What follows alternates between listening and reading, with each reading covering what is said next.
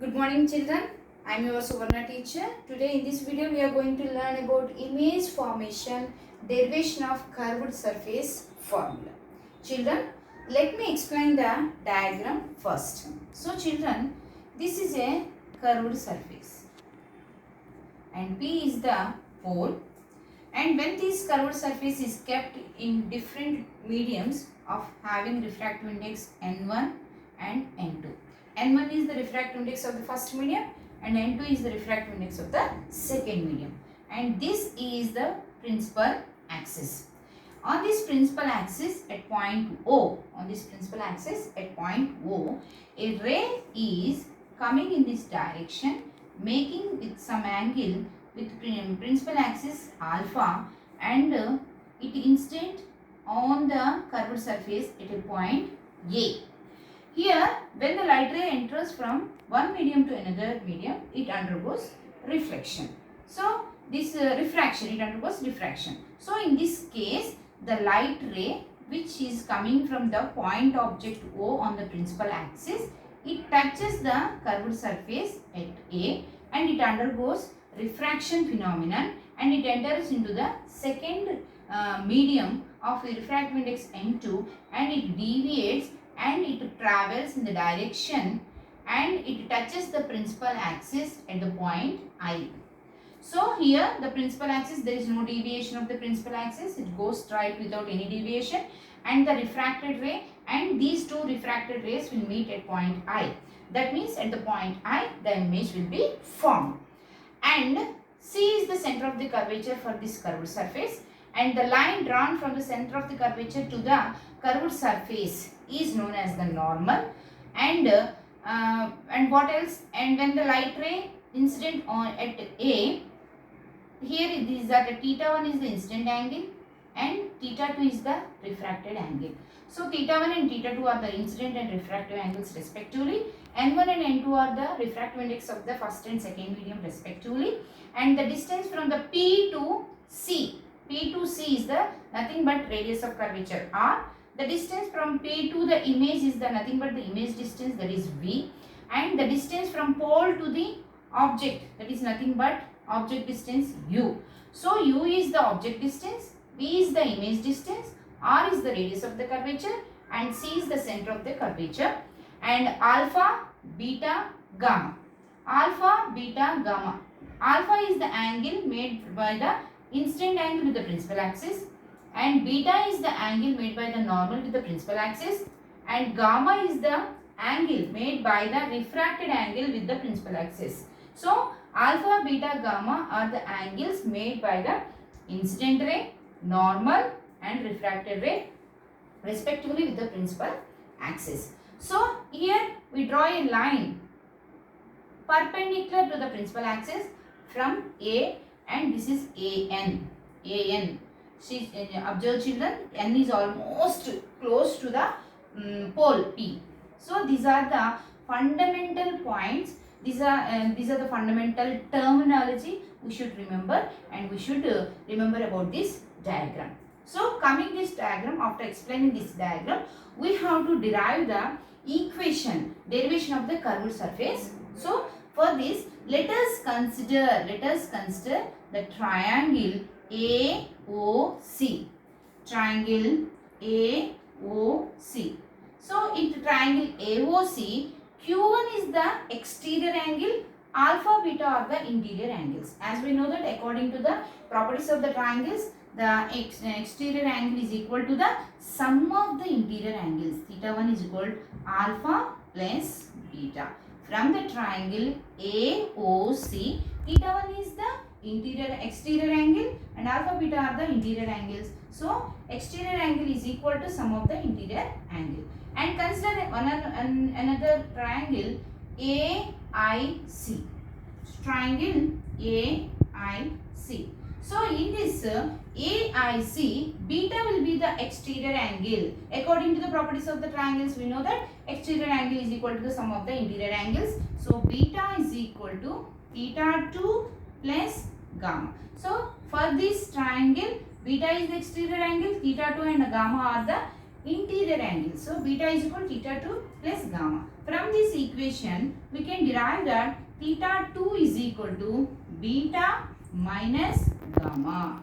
Theta 2 is equal to beta minus gamma. So, from these two angles, we derive theta 1 is equal to alpha plus beta and theta 2 is equal to beta minus gamma. So, children, already we know that according to the Snell's law, and already in the previous class, in our 9th class, we learned about the Snell's law. So, according to Snell's law, according to Snell's law, we know that n1 sin theta 1 is equal to n2 sin theta 2. n1 sin theta 1 is equal to n2 sin theta 2. So, substituting these values of theta 1 and theta 2 in the Snell's law, we get n1 sin theta 1 in the place of theta 1, we can write it as alpha plus beta, and n2 sin theta 2 in place of theta 2 we can write beta minus gamma. So, we are substituting the values of theta 1 and theta 2 in Snell's law. So, n1 sin alpha plus beta is equal to n2 sin beta minus gamma. Children, observe carefully, if the rays are moving very close to the principal axis, the rays can be treated as parallel and are called paraxial rays. When the rays are moving very close to the principal axis, so these rays can be treated as parallel and also they are also called as paraxial rays. Then the angles alpha, beta and gamma becomes very small because these lines are very close to the principal axis. So this approximation is called paraxial approximation. So this approximation is called paraxial approximation. So from this we can write sin alpha plus beta, we can write it as simply alpha plus beta. Sin beta minus gamma, we can simply write it as beta minus gamma. So by writing or by substituting these values in the equation, n1 instead of sin we can write directly alpha plus beta is equal to n2 into beta minus gamma. So from this equation we can elaborate this equation as n1 alpha plus n1 beta is equal to n2 beta minus n2 gamma. So because these are the angles are very these lines are very close to the principal axis, so these rays can be treated as paraxial rays and the angles will become very small. So we can write sin alpha plus beta so as alpha plus beta and sin beta minus gamma as beta minus gamma. Since all angles are very small, we can write. So children, here you have to write some fundamental concepts about trigonometry, children. So in trigonometry we treat right angle triangles. In right angle triangles, tan angle of tan will be treated as opposite side by adjacent side. So tan value can be treated as opposite side by adjacent side. So we will write the tan values of alpha, tan beta, tan gamma. So tan alpha. So here you consider this right angle triangle. So this in right angle triangle alpha. What is the opposite angle? AN. So AN by, what is the adjacent time? AN by NO. AN by NO. And tan beta. In this triangle beta. So what is the tan value? Opposite by adjacent. So what is the opposite? AN by NC. AN by NC. And in triangle ANI, this is also a one right angle triangle. From this triangle we can derive the value of tan gamma. What is the side which is opposite? AN. What is the adjacent? This is the adjacent. So what is the value of tan gamma? That is equal AN by NI. AN by NI. So we can write tan alpha as AN by NO and tan beta as AN by NC and tan gamma is equal to AN by NI, that is equal to. As already we discussed that these values and these angles are very small, we can treat it as AN by NO is equal to alpha, AN by NC is equal to beta, AN by NI is equal to gamma, because these three angles are very small, because these lines are approaching very near to the principal axis. So substituting these alpha, beta, gamma values in this equation, we get N1 alpha An by NO plus and An by N1 beta An by Nc is equal N2 An by Nc minus N2 An by Ni. So we just simply substitute the values of alpha, beta and gamma in this given equations. As the rays move very close, to the principal axis, the point N will automatically coincide with the optic center P or the pole. So therefore, we can write Nc as Pc, Ni as Pi, NO as PO.